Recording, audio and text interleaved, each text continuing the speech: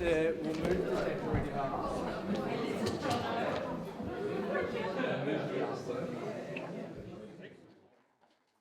Good evening.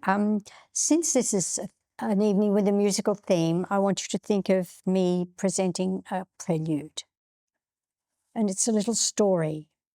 In June and July of this year, Jonathan and I made 2 trips from Berlin to Bochum, a city in the Ruhr district of Western Germany, 4.5 hours from Berlin on a fast train, very heavily bombed during World War II.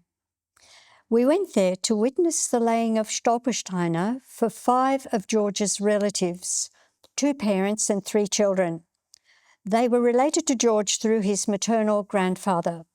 Coincidentally, the family was also called Dreyfus, a different spelling and not connected to the Dreyfus branch of George's family. At one event in the Bochum City Archive, the teams of young people who had done the background research on this year's Stolpersteine nominations presented their research findings. Okay. The evening began with a performance of one of George's compositions, a piece called Lorino Safe Haven, that has a very particular connection to George's personal history and the Holocaust. It was very moving to hear this music played in this situation, in memory of a group of relatives that George never knew. We thought that we would begin this evening in the same way. Jonathan will say a few words about the music, then he and George and James will play it. It lasts for about 2 or 3 minutes, and then we will have our conversation. Now, George, as you may know, was a professional bassoonist. He doesn't play in public anymore, but has come out of retirement, so to speak, to play for you this evening. Okay, Jonathan.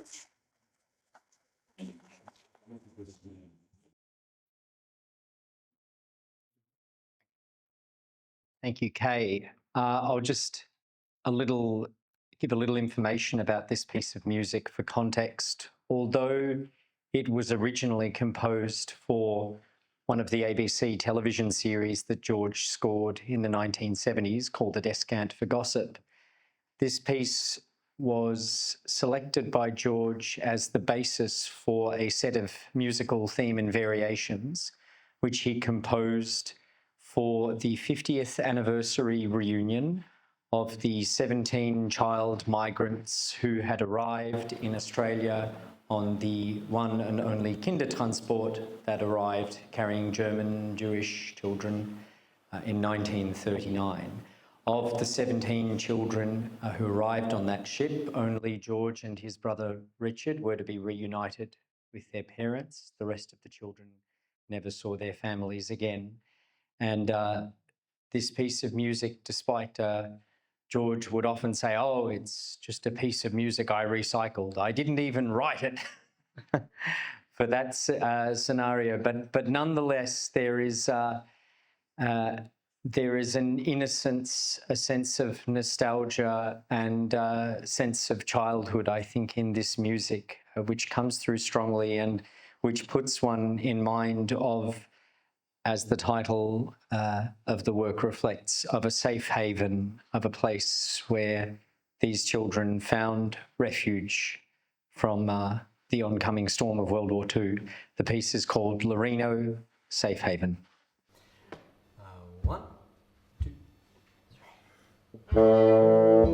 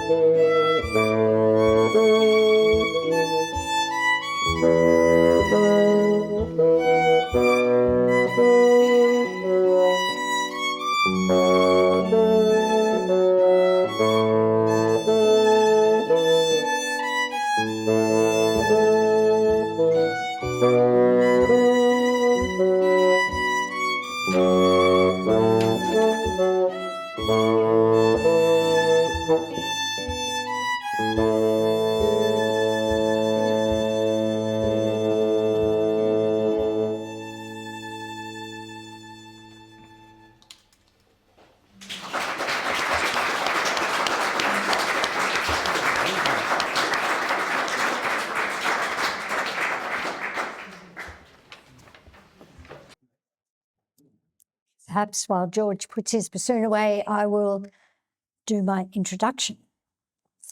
In the summer of 2020, a member of our family was working on a film about how three members of the Dreyfus family, different ages and generations, reconnected with Germany. As George was the oldest of the trio, the filmmaker spent some time interviewing him, and Jonathan and I spent a lot of time in conversation with them.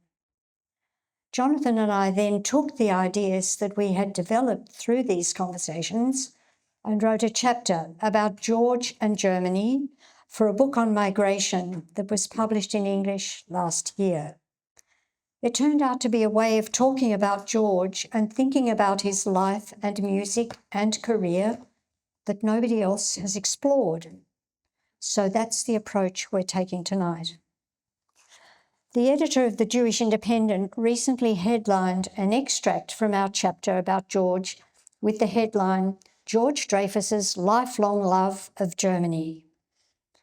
The extract was done very nicely, but we would probably not describe George's relationship with Germany as love. We would rather say that George has had a lifelong preoccupation with Germany, its language, its musical culture, its dark history in the first decades of the 20th century, particularly the Third Reich and the Holocaust.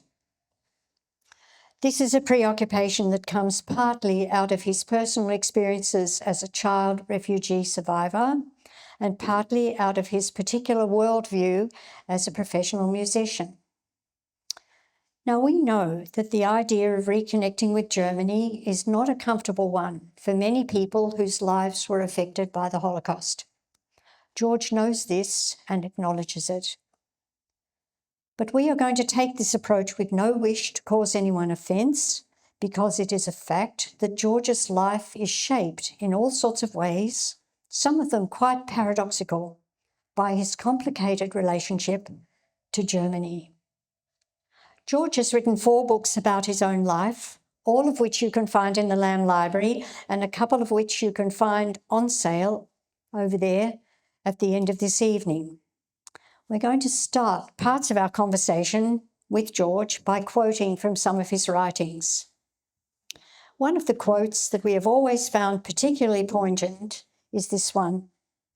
At 10 years of age, I was torn away from Germany, but in my cultural soul, I have always remained there.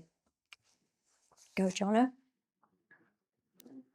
So I think that's a nice place to start, George. If you would perhaps recollect for us your childhood in Germany up to the point that you emigrated. Is it switched on? Sure Yes. is. Go. I was born in Wuppertal, which is not far from Cologne, and then gut gemacht. I was born in Wuppertal, not far from Cologne. Wuppertal's most famous for the Schwebebahn, a hanging railway, which is a real side effect of the Industrial Revolution in Germany, which made the steel industry jump forward immensely. And the Schwebebahn only exists because it is full of iron, metal, steel pylons, which carries the hanging railway along the river Whooper, which is really a creek. And we stayed there. When I was born, we stayed there till 35, 36. After a while, you were not allowed to go to normal school. Jews had to go to their own Jewish schools. There were not enough Jews in Wuppertal to have a Jewish school. So the parents moved to Berlin. It was generally thought at the time that you'd be better off in big cities than in smaller cities, let alone in country areas.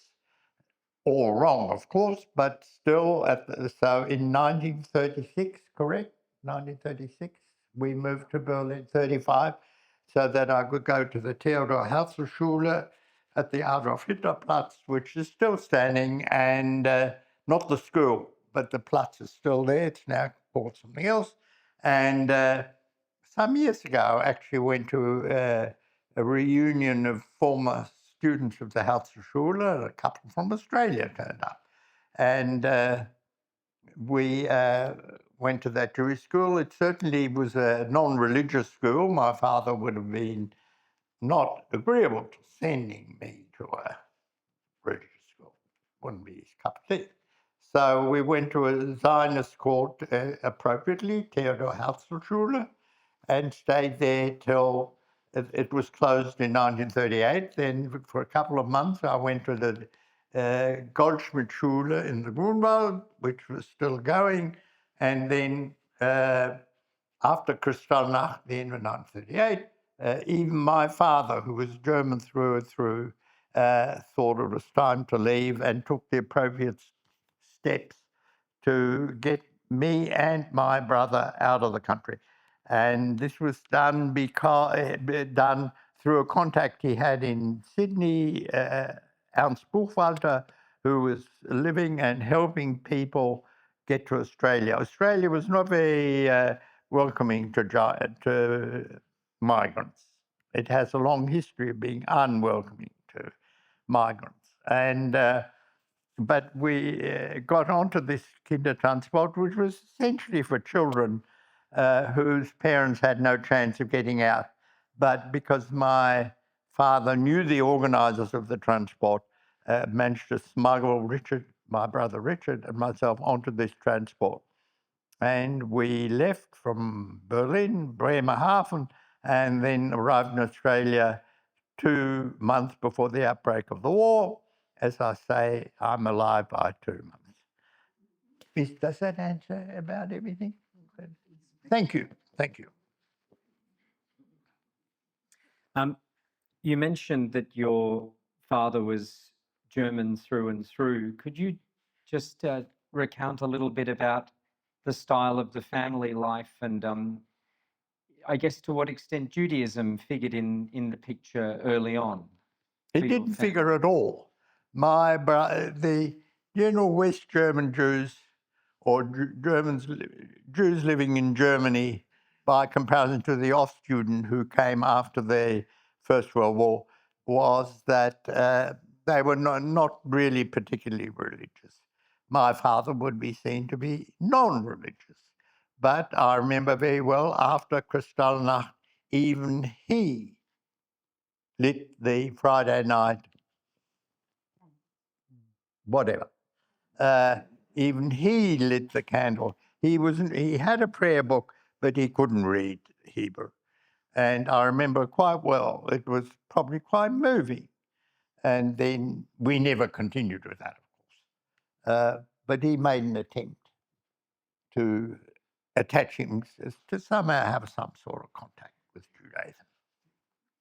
And tell us what it was like to first arrive in Australia without your parents and your early life there, and then your reunification with your parents. My brother Richard, who died in Sydney, rather prosperous, I'd say, unlike his brother George, he gave Glenn Palmer, a writer, a freelance author, money to write a book about the Lerino children, which is probably in the Lamb Library. She wrote quite nicely, mostly about the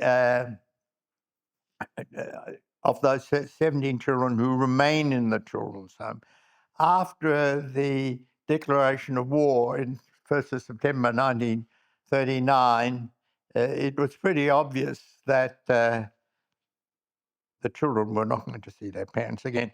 But my parents did get here by hook or by crook, and then it was seen by the Barkman home people that it'd be best because George and Richard, their parents came on a Sunday afternoon to visit them, whereas the other children had no visitors, if at all, no relatives.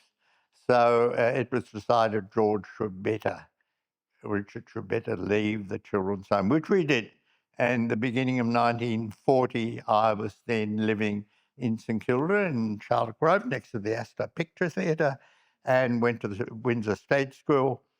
And from there, I went to Melbourne High School. I'm pleased to see Jaime Ween, my former joint student of Melbourne High School, where we were together. Does that answer the question? And at what point would you say that you started to be drawn towards music, and did you start to make music? I have a glib saying, very glib, which says anything's better than carpet cleaning. My father had a Geltungsdrang, which is hard to describe. How would you describe Geltungsdrang? Very strong. He wanted to be somebody. This was very difficult for my father. He couldn't be anybody in Australia, and history relates that in 1950 he wanted to go back to England, 1948, that didn't work, and then he wanted to go back in 1951. They actually had a ticket on a ship for my father and my mother, who would be very reluctant to leave Australia, but he needed to be somebody in life. And he thought if he'd go back to Germany, he could be something. In Australia, he was a carpet cleaner. It was tough going. He wanted to be somebody. Ein richtiger Geltungsdrang. Please. Yes, hard to translate. It's not hard to. It means a lot to me. But some of you, it doesn't mean anything. Had a richtig Geltungsdrang. And he couldn't do this in Australia. And he couldn't recreate the life he'd lost in Berlin, even with the restriction of Jews from 1933 onwards. He couldn't mirror that. And so he wanted to go back. And the day before he got onto the boat, he died. And that was the end of that. Next. I wanted you to, you got onto Alfred saying how anything is better than carpet cleaning. I said that. As He an didn't answer, say that. as the beginning of an answer to how music started to come into. I'd say that was anything, because my brother had escaped and gone to England as a journalist. I was there, and he made me go to his carpet cleaning business in the morning. In the afternoon, I was allowed to practice on the bassoon. I had acquired an old bassoon, which was awful. I had no teacher, no reeds, nothing, but I was allowed to practice at home. And then in the evening, every evening I played in some sort of amateur orchestra around Melbourne playing the bassoon. I was a terrible bassoon player, but there were no bassoon players about. So every night I could play the bassoon somewhere. And what was the question? Yeah, you're doing great. You keep What's the going. question? Don't worry. You just talk. Right. You keep going. I had no teacher. There were no teachers. I barely had a reed. It was all very tough going, but I kept going. And at what stage did you start to compose your own music? Probably while I was in Vienna. I went to Vienna to study with Professor Karl Wöhlberger. This would be in 1955, 56. I'd written to him because I'd subscribed to, obviously, some German music magazine, and I wrote to him, said, would you send me some reeds? He said, come and study with me. And at that time, the German government had started with these, sort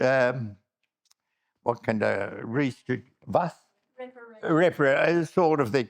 And one thing was you could make up for lost career opportunities. I made a claim saying that I was come from a musical household. I wanted to be a bassoon player, completely untrue.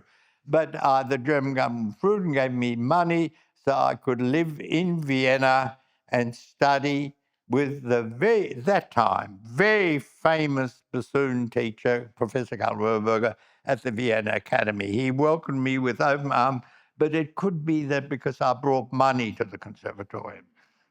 Anyway, I became very friendly over the years, and then because I went repeatedly back to the Vienna, and he said once he sent me an air letter, or before emails, saying, "Ich möchte gerne auf du mit dir sein." But what was that called? I'd like to be in first name. Yes, no, it was more than that.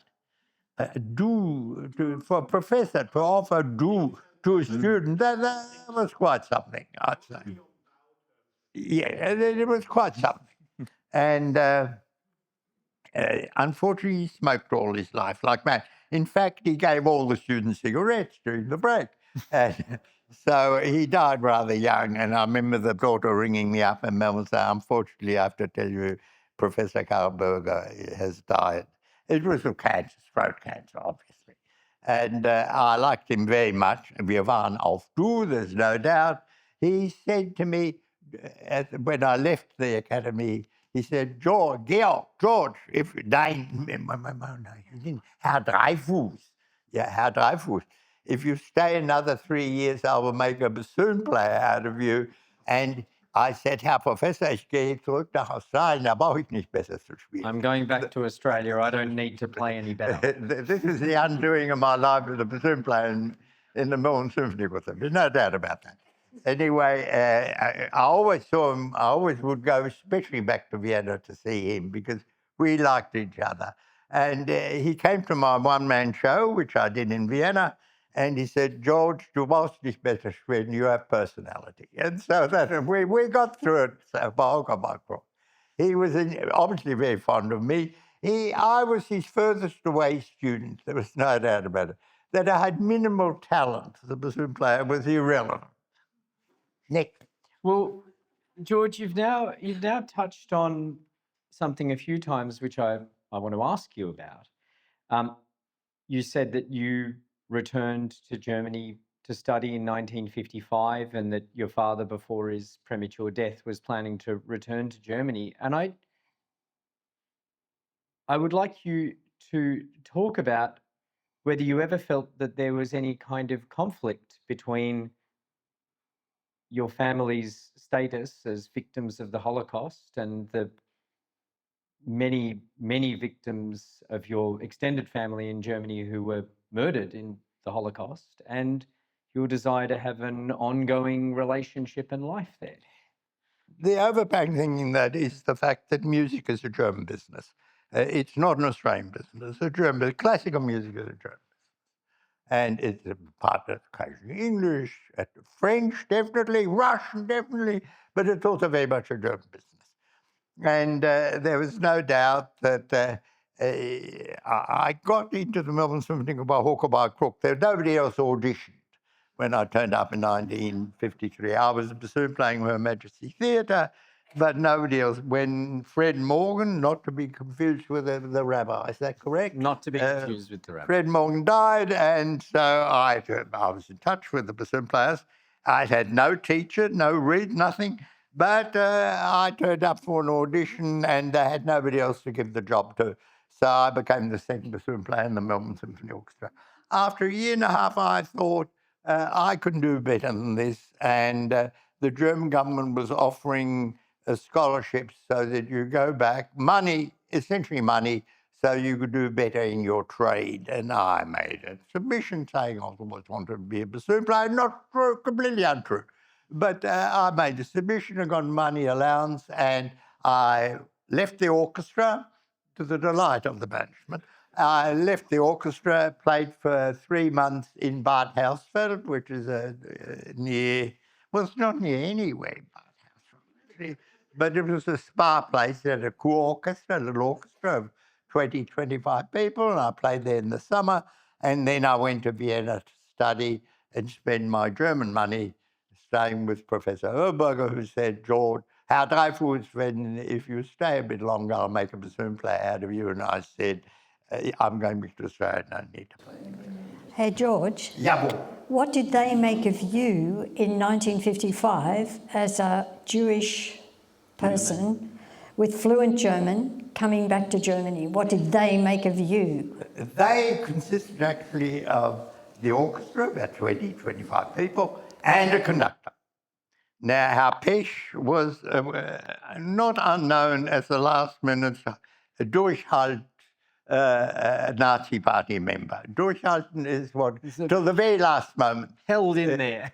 What? He held in there. He held in there, was committed to gave the cause. Durchhalt things on the marketplace, we're a very small town, Durchhalt. Better days will come, absolutely, he was a party member. And when I got there, I think he was quite thrilled. Times had changed. He had his job back as conductor of the Spa Orchestra. I went back in the 70s and asked, where's the Spa Orchestra? And they said, doesn't exist anymore, but ein hammer organ. What's a hammer organ? Is playing on a Tuesday afternoon. So anyway, that was a mistake to go back. I must remember it all known. They showed when I was there in 1955, they showed the first ever 20th July film that was made around about that time. And the only two people in the theatre was myself and the former Nazi. Nobody came to see this 20th July film. What was your question? How did people react to you? Not at all. I think nobody reacted. There was no reaction. There was none. You've told me one interesting anecdote, which I'll relay about an exchange you had with Erlberger, your bassoon professor. As you told it to me at one point in the class, I hope I'm getting this right, you'll correct me if I'm not. He asked you out of the blue, Mr. Dreyfus, how do you feel about the past? And I said, Herr Professor, ich bin bei Ihnen, Fagott zu studieren. I didn't want to talk about anything. Mr. Professor, I'm here to learn bassoon. Yeah, I didn't want to deal with it. I wasn't terribly aware of it, of what would be different now. And I just said, I'll come here to study the bassoon with you. Well, you say you weren't terribly aware of it. I mean, you knew the fate of your immediate family, of your grandparents. You'd been, as far as I understand, you learned, the family learned of that by telegram after the war had ended. Is that correct? My situation was different. I had already gone back to study with Erlberger in 55, 56. Left the Melbourne Symphony Orchestra because I thought I could play better if I had a proper teacher. There were no teachers here, nothing. And so I left the orchestra, and because I've been in touch with Erlberger about breeds, and he said, come and study with me, out of the blue. And I had this allowance from the German government to resume my previous career or my previous talent, where I declared I was always going to be a bassoon player. Complete lie, but never mind. I went to play in Bad Hersfeld, and after Bad Hersfeld, I then settled. I got on the train, got to Vienna, and there was no doubt he was very thrilled to see me. It's got to be remembered, Austria needed foreign money, and I brought foreign money. I brought the money, and as did the American student and the English student who were there. And it was very influential in my composition, there's no doubt, because his way of teaching was very about note values. Now, we had no idea about note values in the Melbourne Symphony Orchestra. I remember one day saying to our professor, how do I play ba, ba, ba, ba? He didn't know what I meant. He didn't understand this question. By those who are not very literal, that's the beginning of the Master Singer's Overture. Anyway, I sensed there was something missing. And they automatically, ba, stop, ba, ba, ba, short note, ba. That's how you play this. But to him, that will be automatic. That's what he taught. He taught me the note values. There's no doubt, because I had inherited through him this feeling for note values that resuming my career in Australian orchestra was a disaster. And no good would come of it. And it will be another version of how Professor ich brauche nicht besser zu spielen. It will be that I definitely didn't fit once I came back. I went back to played first bassoon in the West Australian Symphony Orchestra, complete disaster. And then I came back to the Melbourne Symphony for another 6 years, another 6 disaster.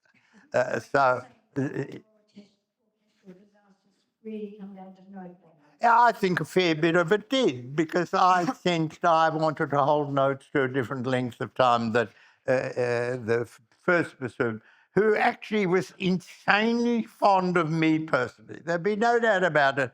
This English bassoon player who'd grown up in the British Army, where his parents had stuck him and somebody thrust a bassoon in his hand. That's what you play. And he had no sense of note values whatsoever. And that'd be the reason why I left, and that the reason ultimately my undoing. Keep going. Yeah. Well, as you've described, having studied in Vienna for a year? 2 years. 2 years. Well, we'll say 2 years. You returned to Australia. Yes. You had a career as an orchestral bassoonist, and then, Yes.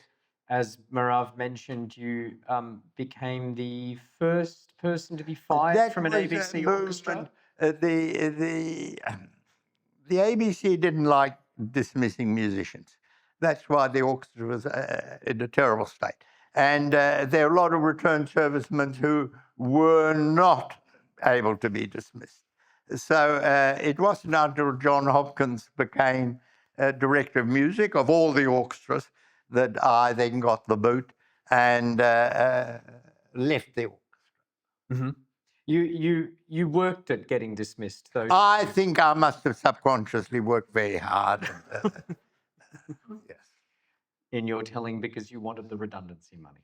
No, there wasn't any. Oh. No, but I didn't mind, because my mother by that time had got all the restitution money from Germany, and I owned the house I lived in Camberwell, which I still live in, and nothing could ever happen to me. The sun always shines in Camberwell. The market's not far away, and nothing could happen to me. So I became a full-time composer because nothing, as I said, nothing could happen. Well, how did that process happen? Tell us about your early compositions. You mentioned you started composing in Vienna, and so that would have been, from 1956 you were in Vienna until... In 56 I wrote Trio Opus 1. I came back to Australia and went to the Perth Orchestra, and by that time I'd finished the Trio Opus 1 and for flute, clarinet and bassoon, and we played at the Perth Music Society. The disappearance in Australia of all these little music societies were common all over Australia. Every capital city had quite a few of them. There was some here in Melbourne, which I played for. The one that instantly comes to mind, the one Nancy Weir had a music society. Misha Kogan had a music society. They all disappeared. But in a way, the chamber music, of course, disappeared. But that world sort of allowed me in. I wrote this Trio Opus 1, and I had a fellow refugee played occasional clarinet in the Perth Orchestra, and he encouraged me, Carl Berendt. He's in my first book. You can see a photo of Carl. And he thought I had something. He played the clarinet, we had a flute player, and then we had me as bassoon player, and people liked this trio. To this day, people like this trio, don't they? They think this trio is actually quite terrific. It's good. Good piece. Not everybody's Opus 1 does as well as my Trio Opus 1. For years I played it. For years, if I go to Melbourne Symphony Orchestra concert, and Philip Michel would see me in the audience, he from the platform would play da da da da da da da da da da. He would just play it, just to say, "Welcome, George." Salute from the stage. Yes. Talk about your Opus 2. Opus 2 was the Golden Leader. But my friend Carl Berendt, who had left Israel to come and live in Australia because he had relatives in Australia, and he didn't really like the war of 1940, the 48. the Independence War. He didn't like it. So he fought in the war, but came to us to Perth, and in the desert that Perth was, probably still is, we came close to him. And he encouraged me, he said, when he played the trio with me, he said he was helped out in the orchestra as clarinet player, although he was a piano teacher. And he said, now you must do the Golden Leader. I had no idea of the Golden Leader on Morgantown. I don't know. But it suited me, obviously, it suited me. These, you have to know German literature. These are very special poems. Leo can recite to you. Stand up, Leo, and recite ein Galgenlied. Come on, Leo, das gibt's. Behave. Come on, Leo. Dem niemand half, still, du, half sich allein, am Rabenstein, will, still. Bravo! Bravo! I think that's something. Who else can recite a bit of Morgenstern? Even George can't do it. Anyway, he said, you must do, because the trio was very humorous in certain respect. And he said, now you must do Golden Leader. And I had no idea the Golden Leader, but he gave them to me, and I picked out 6, and we did up to the fourth for how do you say that? I immediately set them to music, didn't take long, for flute, clarinet, bassoon, and violin. No. Yeah, that's, yeah. And violin. Yeah. Yeah, and they all, Kay, who's there, said, when you turn 100, we will do a concert of your early works. Probably the only ones that are any good, you see. And we will do the the Golden Leader. There's a couple from the 70s. You don't need any more than that. That'll do. But I think it is striking that your very second composition is a setting of German literature and German poetry. And I think it does strike me that when we talk about your relationship and reconnecting with Germany, it's really taken for granted and seems to be not a source of deep conflict and emotion. I think that's something which a lot of people find very remarkable. Fantastic for a statement. Bravo. Between these works and your sort of transitioning into being a film composer, a full-time composer, tell us how that actually happened, that you were able to make that transition. Everything in life is fate and Zufall. Coincidence. Zufall? Chance. Zufall. Yeah, chance. Everything. And Tim Burstall was starting his film career, and he made this series, The Adventures of Sebastian the Fox. His composer was Dorian Le Gallienne, who most of you have never heard of. And Dorian was living not far from him in Eltham, and was living there. Dorian was a fabulous pianist, and if you ever looked at his hands, they were phenomenal. And if you look at his flute sonata, the left hand for the piano is fantastic. And the rest, we'll forget about that. But the left hands are terrific. He was a terrific pianist. And he wrote one episode and then died. And Tim was actually stuck with having these 5 Sebastian series in the can and no music. And he needed music because they were essentially silent films. They were silent films. And he had no music. And so I do this skit of Dorian on his deathbed saying, you've got to get your right. He's so funny, you know. Or his music is so funny. And guess what? At 11 o'clock in the evening, after I'd come back from playing Brahms and Buchner, he turned up and said, please write the music. 1 o'clock in the morning, I was a film composer. I thought film composition was a lower form of art, but never mind. It gave me a chance. I could see that I could then leave the orchestra, which was by mutual arrangement between the ABC and myself. That leads nicely into something I want to talk to you about. You say that you thought film music was a lower form of art. You were fairly quickly thrust into being a professional film composer. That would have been 1965, 66? Yes. When did you next return to Germany? I probably came because there was money available and I'd heard about various schemes. By the middle 60s, the Germans had acknowledged that they might have been perpetrators. Until then, they were, it was all very quiet. But the restitution money coming in and various scholarships turned up, including the one you could resume your career. And I claimed that I was a real composer. Completely untrue.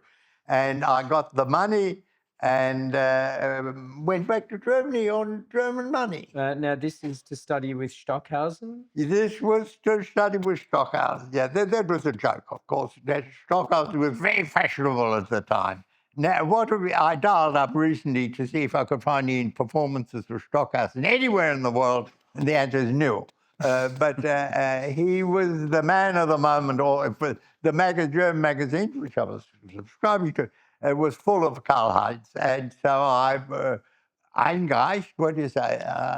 Eingereicht. I applied for to study with Karl-Heinz Stockhausen at the music school in Cologne and got the money. And so off I went. And Stockhausen never turned up.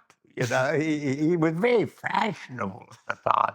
And he was traveling America talking nonsense. He gave a few talks while I was in Cologne. They were nonsense. But he went around the world talking nonsense. But he was very fashionable. And the other day I dialed up the Zeitmasse, which is the piece that I conducted actually at the Assembly Hall. Quite revolutionary when you think that George was Zeitmasse of Karl-Heinz Stockhausen. Peter Bruzy, the president of the ICM, screamed, said, "This is not music," you know.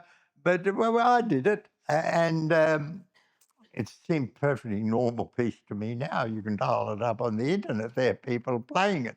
Uh, anyway, I went there, but he never turned up.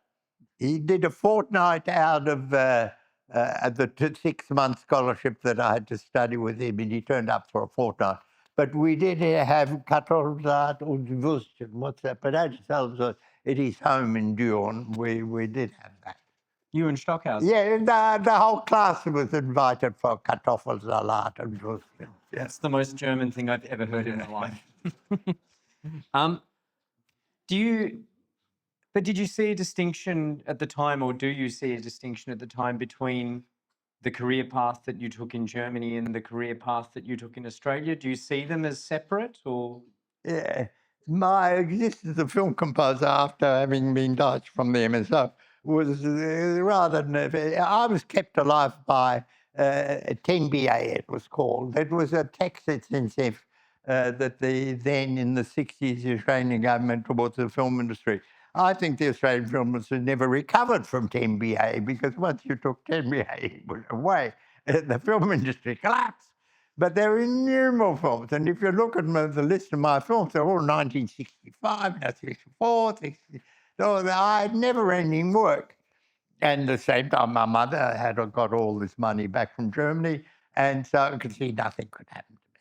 And I did innumerable films of excruciable quality. There'd be no doubt about it. Music's not bad, though. The music's not bad. And lots of it are salvaged then in various other situations. Yes. And Sebastian the Fox, which started me off because Tim came at 1 o'clock in the morning after I'd come home from Brahms and Bruckner and said, Dorian Galen thinks you write such funny music. He has recommended to you on his deathbed to finish the series off for me. For Tim, because Tim was stuck. He had these films, which are silent movies, and he had no music. And so I did them. We had a fabulous time. Kay was sitting in the box doing the controls, correct? And the MSO people were playing, and it was all terrific. Still having a fabulous time. Yes. Oh, I'd say that Sebastian, this is the biggest income on the opera things is Sebastian the Fox. There's no doubt about it. Well, I'd like to. Mum's turn. Great. My opinion, Sebastian the Fox is his masterpiece. The operas were a complete disaster. There'd be no doubt about it. What was her name? The German woman who had these afternoons for German get together. Gudrun had these afternoons, and at one of them there turned up this German playwright called Volker Pilgrim. That was my disaster. And I said to Volker, we went for coffee, and I said, Volker, I want to write an opera. Please find me a librettist when you go to Germany. In those days, Volker went pendulum. What's pendulum? Went backwards for the airplane. Pendulum. And he came back and said, I couldn't find anybody to write the libretto, but I'm a man of the theatre. I will do it myself. Well, wrong. And with this wrong person, I wrote 2 operas. And one was played in Bielefeld. No, the first one was played in Staatstheater Kassel. That's not nonsense.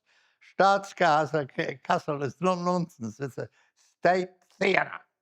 And they played it. I thought it was all awful. But they played it, and then because of the success, in inverted commas, he got a commission to do another opera in Bielefeld. Also a disaster. And so I've got these 2 German operas, which are complete disasters, and will never be played again. But if you send me an order, I'll run you off a copy of the score. But there's nothing in it. They're wrong. He said always ein stehendes Bild. This is bad. What does it mean? Opera is theatre is ein stehendes Bild. Wrong. Completely wrong. But he came back after having not tried to find me a librettist and done it himself. So I was stuck with a librettist who had all the wrong ideas about opera.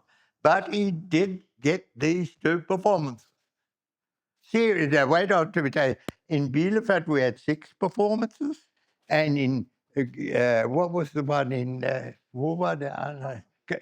Kassel, we had 6 performances. And where was the other opera? In Bielefeld, 12 performances. I thought they were awful. I thought it was all awful.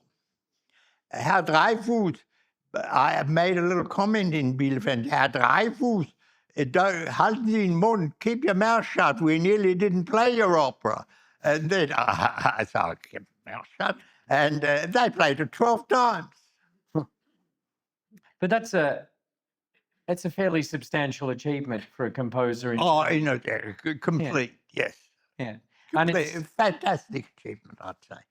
To get 2 operas on in Germany is not nonsense. No, I think so. Yeah. And at the same time, the 90s in Australia was not comparatively professionally successful the way that the 60s and 70s had Correct, been. Yeah. correct. Because my early memories of our music making together are quite is much more in the community music sector. Now, I happen to be a big fan of community music, of performing chamber music in regional contexts, of engaging with community brass bands. But I remember your attitude towards it was always fairly, could I say, denigrating? Yeah, any word like that suits me well. Yes. And I just think I also find it terribly interesting the way that your career in Australia had this great spurt of success in the 60s and 70s and sort of wound down at the same time as your career in Germany really escalated and wound up, I think, in a way through the 80s and 90s, which was quite substantial. I think in the 60s and 70s, John Hopkins changed something to Australia. John Hopkins was an English conductor who was working in New Zealand, and Doug Banton, who was a big boss of the ABC. It was time for a change in the music world, in the ABC, which was all controlling in the music world. Great change. And he brought him to Australia as director of music, which doesn't exist anymore.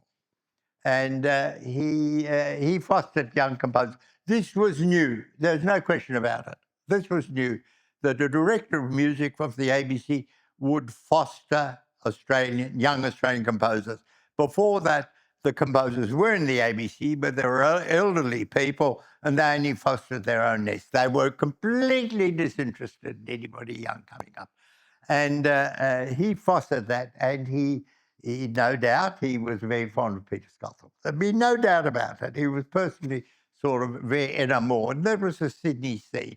And there was another one, Richard Mills, yeah, author, who was described on the brink of immortality in the Nation Review. Now, that's quite something, a headline saying, in the brink of immortality. Gone. Gone. He's completely gone. Well, they did say the brink. The brink. Anyway, cross. No, something. Anyway, John Hopkins, it was a great change for young composers. And one of the people he picked up was me. The fact that he signed a bit of paper that dismissed me from the MSO, we won't mention that. He thought I had talent. He might have been wrong, but he thought I had talent, and he pushed me along. And then I got that ANU fellowship, which everybody's got that. There isn't anybody writing music in Australia that hasn't got the ANU fellowship. I haven't got it.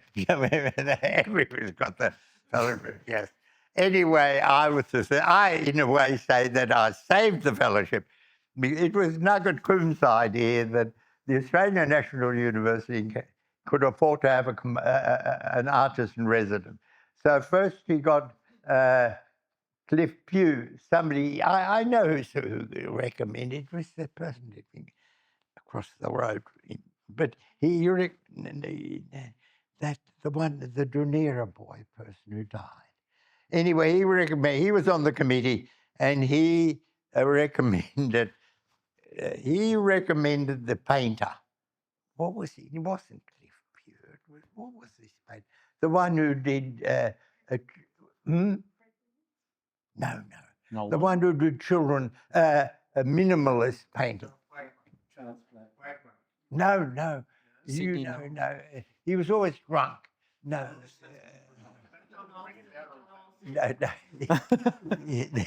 He was always drunk. He got the fellowship, the beginning fellowship. Yes, John, yes, always drunk. But he did do these children type paintings. And but he was in his time in the Canberra Hospital being dried out. So that was not a great... then they invited Sidney Nolan. By that time, Sidney was very famous and was living in Great Britain. And they brought him out, and he stayed for 10 minutes and went left again. And so the fellowship was really in a state of disarray. And then he invited me, and because I was destitute. And he said, and the registrar said to me, George, when I drive past your house in Liverpool Street, I want to see you at your desk through the window, right? And he did. He drove past the house, and when he drove past the house, George Vincent is writing his music. And I feel I saved the fellowship. Now everybody, of course, has had the fellowship since. Which pieces did you compose? Oh, first of all, the symphony, number 1. To be followed by the unfinished Symphony No. 2. And then there are some others, and then the Spanish Civil War symphonies.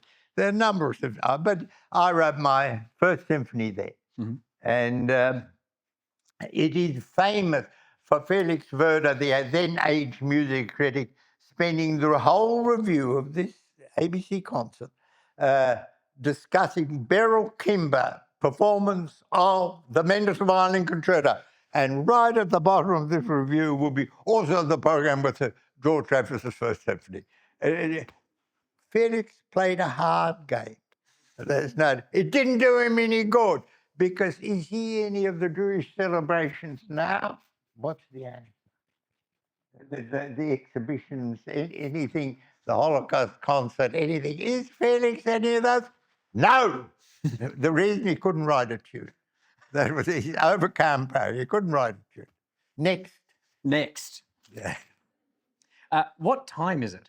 Es ist genau 25. Okay, good-o. Well, for those interested, I will mention that there is absolutely no way that we're going to get through everything on our list. But George, Kay, and I will be appearing again at the Jewish Museum on the 8th of December and getting through the rest of this list. So well done, Jonathan. Tune back in for part 2. Well done. Describe, please, for the interested people in the audience, the content of your two German operas. They're both failures because Volker Ellis-Burgum had no talent. And he said, Theater ist ein stehendes Bild. Well, I don't think theater is ein stehendes Bild. I'm sorry. Anyway, they were played because he knew people. And he knew people, particularly the publisher, Hartmann und Stauffacher in Cologne, who knew people. And so the operas were on in Kassel and in Bielefeld. And talk about the content. The content. Well, the idea, the first one was mine, was because I had read an article in a journal about Walter Arnold, the German Jewish foreign minister who was assassinated by proto-Nazis in 1924. And I thought, this reminds me of my father. Wrong. But never mind, so I said to Volker, I was going to write it myself, the libretto. Stupid. I had no talent. So I met Volker somewhere at Gudrun's Sunday afternoon, and I said, when you're in Germany, please look for a librettist. And he came back and said, I couldn't find one. He didn't look. I'll do it myself. I'm a man of the theatre. Mm-hmm. I sang as a child at the children's chorus at the opera. So anyway, wrong, all wrong. And he did this libretto for, well, it wasn't really libretto, it was long bits of stuff. And I set it to music, and it got the fate that it deserved. But it had huge reviewing, about 50% good, 50% not so good. The second opera, because we had this opera on in Kassel, he got a commission from Bielefeld, and there the reviews were terrible. And I stopped all of that thing. You decided not to go on composing operas? Not with him, definitely not with him. He always wanted to do more, but I thought there was nothing. Right. But at the same time, in the 1990s, you had begun a process of collecting material about your family's history in Germany. Is that correct? There'd be no doubt that I always taken an interest. When I was in Wuppertal, I always went to the cemetery. My grandfather, Wilhelm, was buried in 1929 in the Jewish cemetery. And when my grandmother, Paula, committed suicide in 1942 after she got the deportation notice, was allowed to be buried next to him in the Jewish cemetery. And I always visited the Jewish cemetery, and I always had somebody with me, took photos. The gravestones always look the same, and I just look older every time. And tell us about other instances where you encountered your family's history in Germany, relatives that you might have met, photos that you'd discovered. Just talk us through that process of collecting and archiving that material. I think there'd be no doubt that I only have one relative left. That would be ugly all. Tell about Wiesbaden and the photos. Kay Dreyfus is a noted Australian author, no question. Well, a big hand for Kay Dreyfus. I'm done. 12 books. Is now working on the Wiesbaden photos. Now, the Wiesbaden photos are very famous. Kay will tell you about the Wiesbaden photos. Okay. Yes, other than me doing it. Oh. Then I think we should wrap it up, George. Yes. George was in Germany in 1983, and it's true that once it became possible to speak about the Holocaust in Germany, which really didn't happen until after the screening of that television series called The Holocaust, people began to be able to address this question of the difficult past. And he was in Wiesbaden in 1983, and he went to the Jewish Community Centre there, and they showed him some enlargements of some photographs that had been shown in an exhibition in 1980. And these were photographs of the deportation of the Jews of Wiesbaden in August and September 1942, and they had never been seen since that time until the exhibition in 1980. And when George was looking through this pile of enlargements of these photographs, he saw his grandfather in one of the photographs. And I have always thought that this was a seminal moment for George in discovering what had happened to his grandparents, because George started rummaging about, you might say, in the years before the internet made available this vast resource of databases of deportations and camp lists and death lists and missing persons lists and all the other things to which we now have access. So he collected his material in a fairly, I always say a fairly ramshackle way, but with incredible determination. And this series of, so I knew these photographs because George rushed down the street to the photographer's studio and he purchased what he thought was a complete set of 17 of these deportation photographs, in one of which was his grandfather.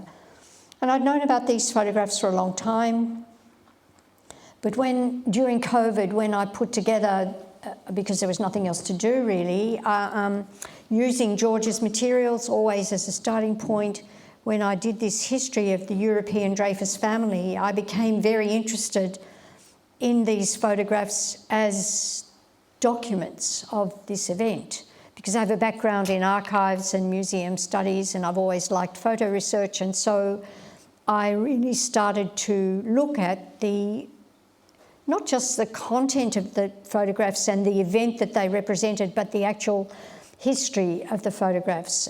One American scholar recently has written what he called a biography of a photograph, which I think is a very evocative idea. So I'm now working on a biography of these Wiesbaden deportation photographs. That's it. And it has been quite an amazing process to see Kay unpack and expand upon the extended family history, which is something that I think we should talk about at our next meeting at the Jewish Museum. For now, as Kay says, I think it might be a good time to wrap it up. And while it's not always easy to keep Dad on sort of more thematic topics, I can't help but feel, especially having myself just lived in Germany for 8 years and just returned to Australia, that the back and forth of your biography, Dad, the returning to Germany and then to Australia and then to Germany and Australia, once again is just such it's a remarkable story, and it's a remarkable relationship, and one which I think, as you and Mum both point out, is centered around music and musicality, and this idea of a musical identity which belongs in Germany quite separately in a way to your biography and your life story. And as a closing piece, I'm going to perform an excerpt from one of George's works. It was originally composed for solo bassoon, but I have begun the process of transcribing it for viola. This is a work in progress. And the title of the piece, appropriately, is Odyssey.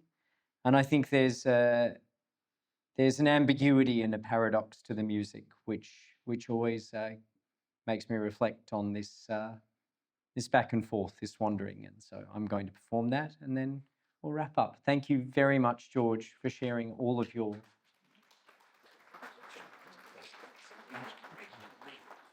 Thank you, John. Thank you.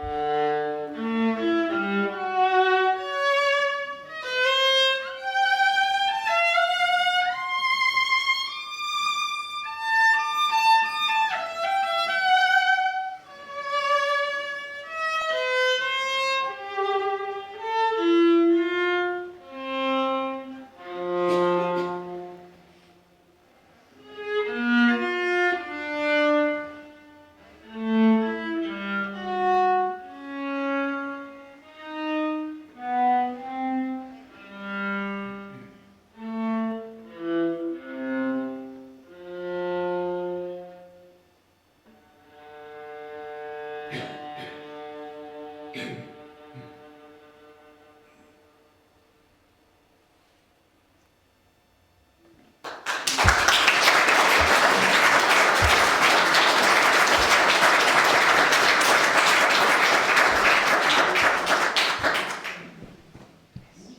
some questions.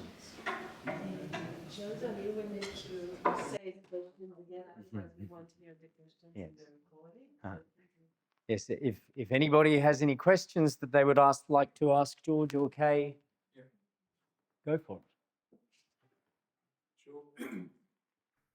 George, can I take you back to, excuse my voice, I'll repeat it, don't worry. 1969-70, Trades Hall got appointed an ALP Arts Policy Committee chaired by Philip Adams.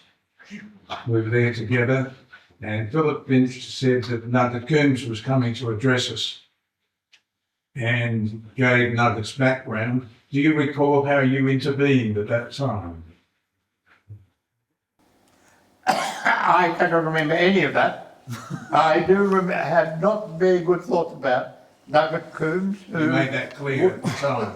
Thank you, Mike. I can't remember any of that. I don't have very nice thoughts about Nugget. Nugget told the Australian National University that they had the money to appoint the Creative Arts Fellow. This was new for Australia, completely new.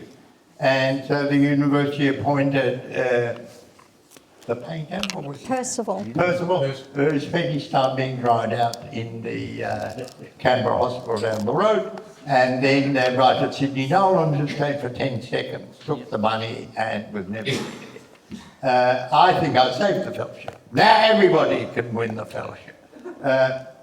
I think Nugget, as I was leaving, after a year and a half, it was extended because I was seen to be a success. Said, what are you going to do now? I said, I'm going to go to America. I'd met somebody from the State Department and he gave me an invitation. So Kay and I went to America for 6 months. He said, I want you to write Kunadu, put music together. Now, Kunadu is a novel by Catherine Susanna Pritchard, a well-known communist. And it appealed to him because he had already interested in crossing over between Aborigines and white Australian settlers, and asked me to write the opera. And then to turn in an opera, I approached Lynn Strawn, who's just died, and Lynn Strawn did a synopsis into 3 acts of this opera.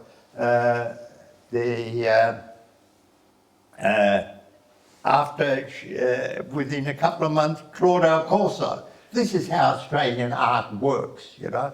Claude Corso, a clothes manufacturer from Tasmania, the chairman of Opera Australia, came to the house, ate my lunch and said, it's off. And said, you can join other composers. Said, if you're doing a full-scale opera, you can join the others who all do 1-act operas. You take it or leave it. Well, I was a freelance composer at that time, so I took and wrote the opera together with Lynn Strawn. You know what happened, of course. Everyone, a few people here know what happened. All the operas that were finished under this project were played, except one. Guess whose opera was not played? Peter took, stand up, tell the audience the opera was played. Peter's actually, Peter does. Peter did a truncated version of the opera last year in my honour for my 100th birthday. Or was it 100th birthday? I promise you we'll do it again for your 100th. Yeah. I know you regret that, but no, we did. A truncated version. Yeah, that's the Gilt-Edged Kid. Yeah, a Gilt-Edged Kid, yeah. I wasn't even just born when all this was happening, George, but even I felt the shame of that, and I think, no, good on you for There is a way of dealing with George Dreyfus. Don't reply to his correspondent. And this is characteristic of Opera Australia. Characteristic. Whatever I did, whether I demonstrated, I interrupted one of their performances. You can read it on the internet. If you dial up George Dreyfus Opera Australia, you'll get the story. You were there, Peter, weren't you? when I just stood in the front of the conductor and started yelling at the audience. And it got into the Melbourne Age the next day, you see. But did me no good, of course, all of it. The Australian Opera knows how to deal with me. Don't! Next. Anyone brave enough to venture a question? You won't get an answer, but it'll be entertaining.